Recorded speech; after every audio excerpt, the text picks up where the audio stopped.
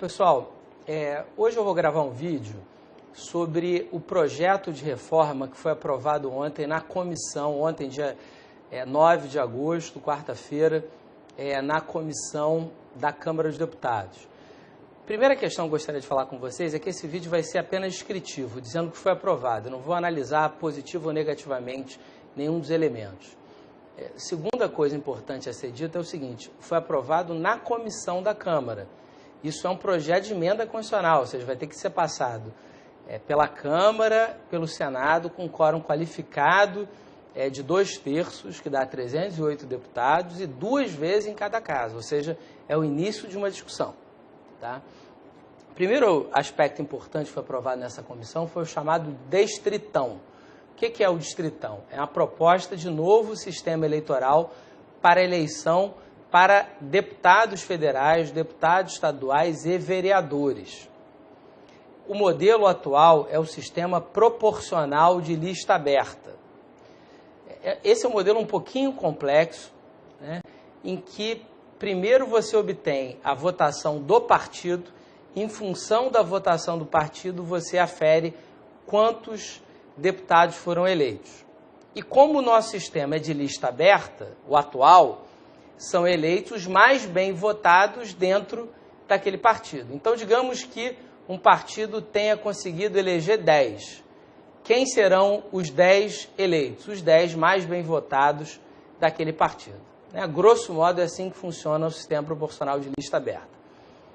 Os deputados, pelo menos da comissão, por enquanto, decidiram, repito, isso vai ter que ser aprovado no plenário de ambas as casas, pela adoção do distritão. O que é o distritão? É um sistema majoritário em que serão eleitos os mais bem votados em todo o estado. Então, por exemplo, se um estado tem direito a eleger 30 deputados federais, serão eleitos os 30 mais bem votados em todo o território estadual.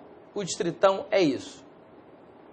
Se aprovou a partir de 2022, então o distritão seria aplicável para 2018 e 2020, e a partir de 2022 o sistema distrital misto, que é uma combinação do distritão com o proporcional, né? Ou seja, você vai votar 2 vezes, uma para eleger os mais bem votados, né?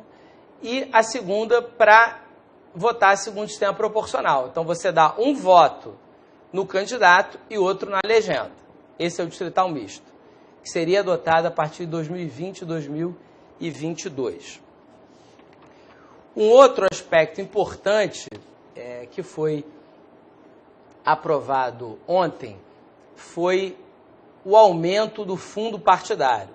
O que aconteceu? O Supremo declarou inconstitucional o financiamento empresarial das campanhas eleitorais.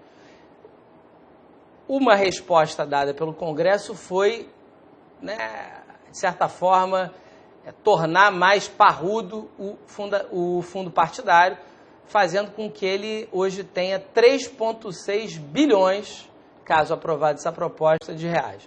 Então, um aumento muito significativo do valor do fundo partidário. Uma outra inovação dessa proposta é a extinção dos cargos de vice-presidente, vice-governador e vice-prefeito.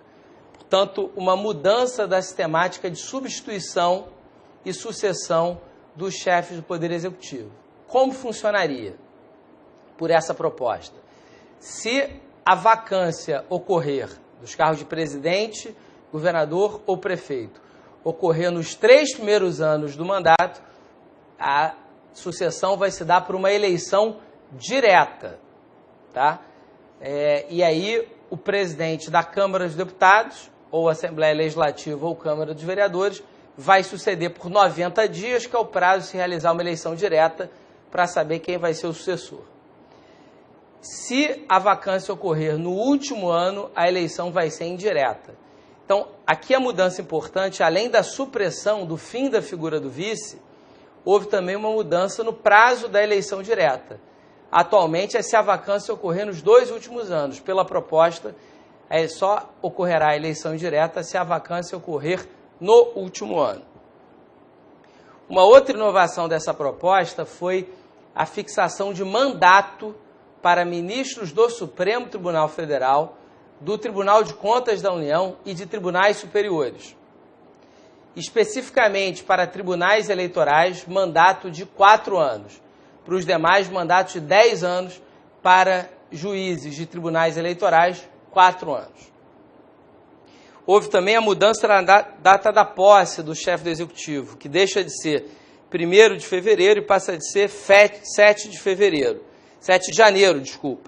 Então, mudança da data do chefe do Executivo. Governador e prefeito, 6 de janeiro, presidente da República, 7 de janeiro. Deputados e vereadores, passa a ser 1º de fevereiro. Isso é para evitar que a posse dê em 1º de janeiro, quando todo mundo ainda está meio virado do Réveillon, dá um prazo maior, pessoas estão viajando, ainda celebrando. Uma outra mudança relevante ocorrerá, se for aprovada essa proposta, na suplência do Senado. Hoje, como funciona a suplência do Senado? São 2 suplentes indicados pelo senador, compõem a sua chapa. Isso gera muitos problemas, pessoas que financiaram as campanhas, parentes, etc. E aí a proposta ao invés de ser 2 suplentes, apenas 1, e o suplente será o deputado federal mais bem votado. O objetivo aqui é que o suplente tenha voto, tenha uma votação significativa no Estado para ter representatividade.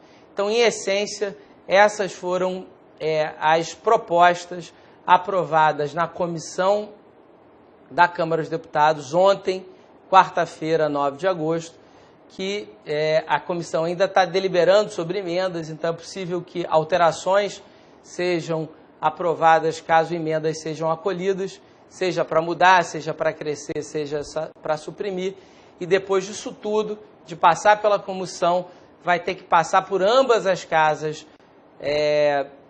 do Congresso, Câmara e Senado, por 2 vezes, pelo quórum qualificado 2/3, para aí sim a gente ter uma reforma política, ok? Então o objetivo foi descrever essa votação de ontem na Comissão da Reforma Política na Câmara dos Deputados.